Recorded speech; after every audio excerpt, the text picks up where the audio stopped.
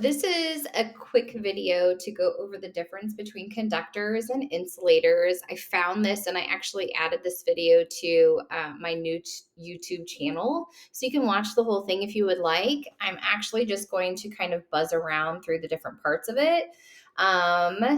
And use it kind of as a visual and for you to be able to take screenshots if you would like for notes to refer to later on.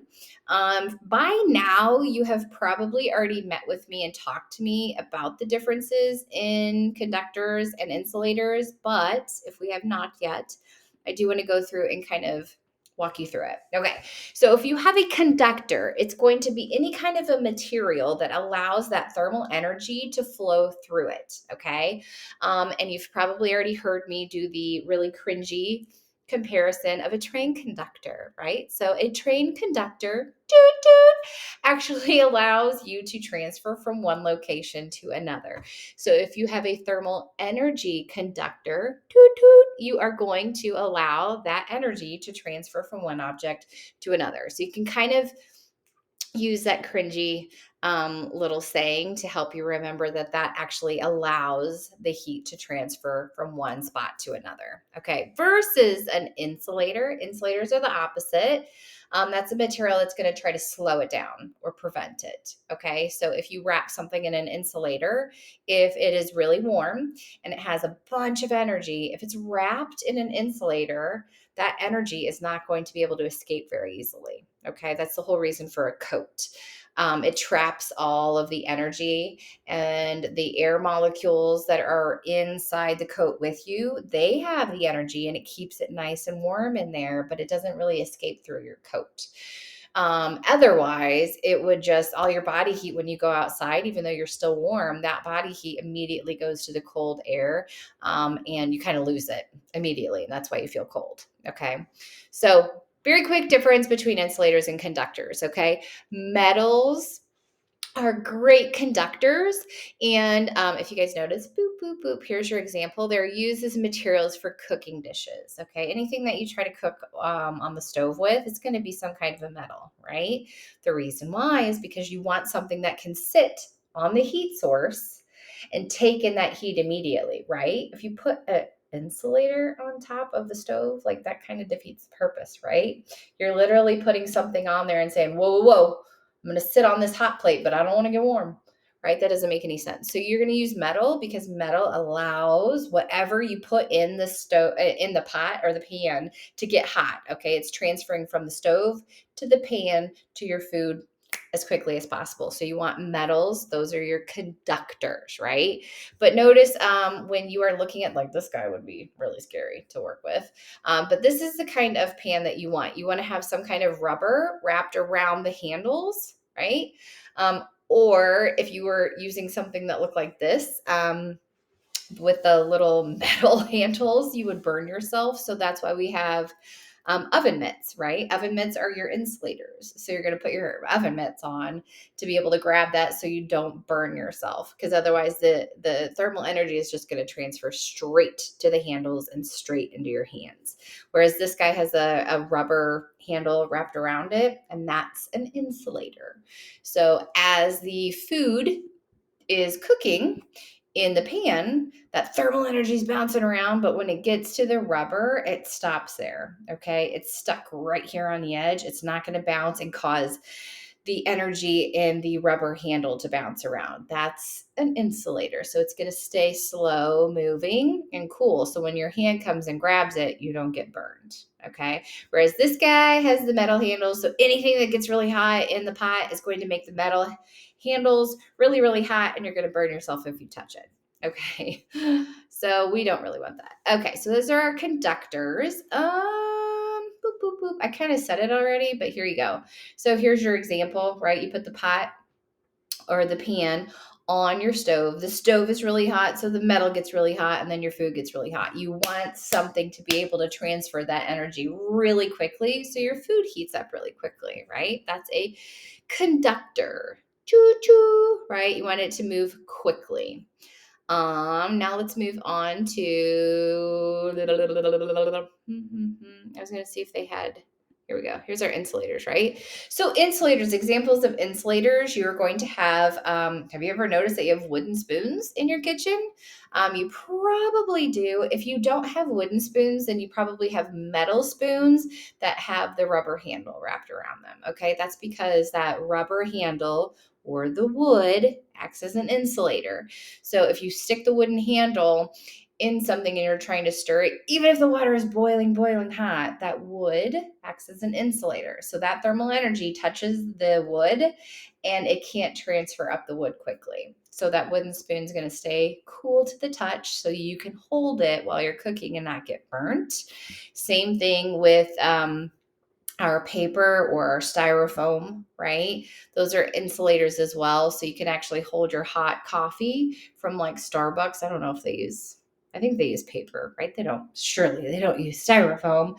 But lots of people still use styrofoam, old school coolers as well. But that traps heat.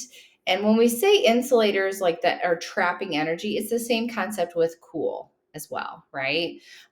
So we have this paper cup that can actually help trap the thermal energy in your coffee so it doesn't escape out. It keeps your coffee warm. But we also want insulators so it can keep our drinks cool as well. So we'll get more into that as well.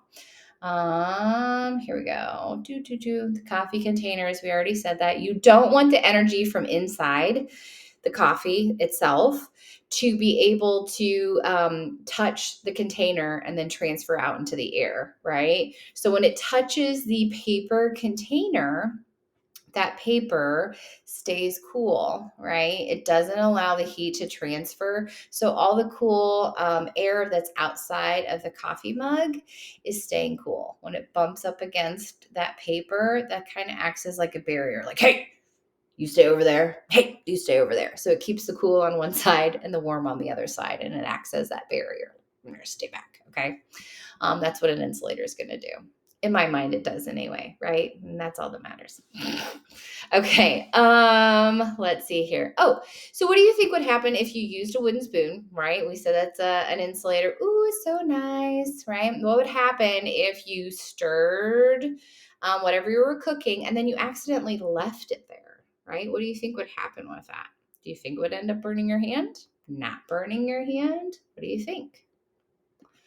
Um, so it says the thermal energy from the food would transfer through the wood spoon to your hand, but at a slower rate. So it's going to feel hot, but not as hot as a metal spoon.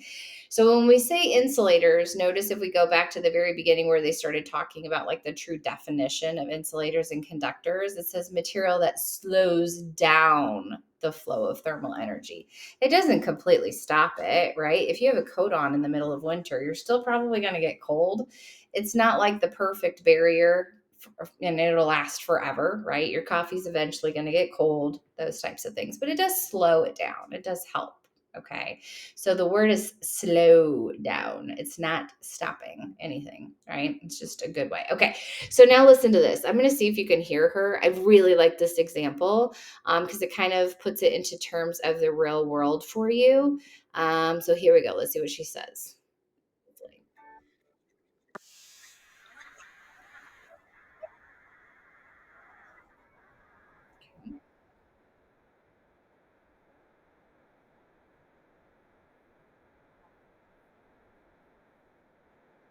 Okay, so she says Celsius. So they're saying it's really, really hot out, right?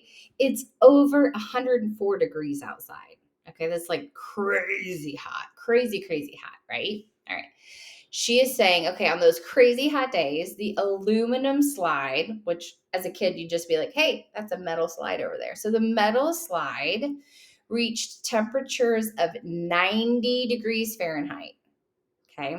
While the plastic slides, right, these little plastic ones that you see all the time, reach temperatures of 93 degrees Fahrenheit. So, which one was cooler? The aluminum slash metal or the plastic slides? Well, which one's cooler? 90 degrees or 93? 90. I'm so confused right now. So you're telling me on a day when it's really hot out That a metal slide is going to be cooler than the plastic slide? I don't know about you, but if you've ever gone to a playground before and you've gone down a slide, those metal slides are evil. Like they are evil. Anytime I've ever gone on one, I'm like, how is this even legal? Like I literally just burned my legs. How is this legal to even have these anymore? They're so old school. Like everything has been replaced by plastic, right? Any like good up to par playground is made of this plastic. So why? If the metal supposedly stays cooler, why are we replacing it with all of this plastic? Why do I absolutely hate metal slides and stay away from them? Why do I feel like they should be illegal if they're staying cooler than the plastic ones?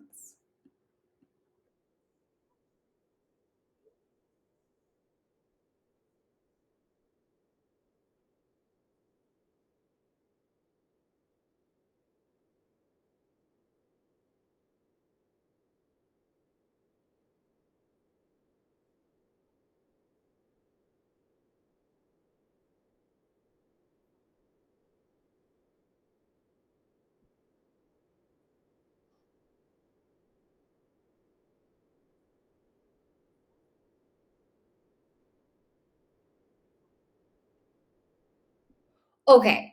So everything that you feel like you understood is probably backwards now, right? So when we talk about just the temperature itself, that plastic got hotter. That was like a legit fact. According to the thermometers, plastic got hotter, right? But when you slide down them, the metal wants you to like take off your legs because they are burning to death, right? It feels like you are liquefying your skin because it's so hot. And then the plastic doesn't feel as bad. I mean, it's hot, but it's not like, oh, why?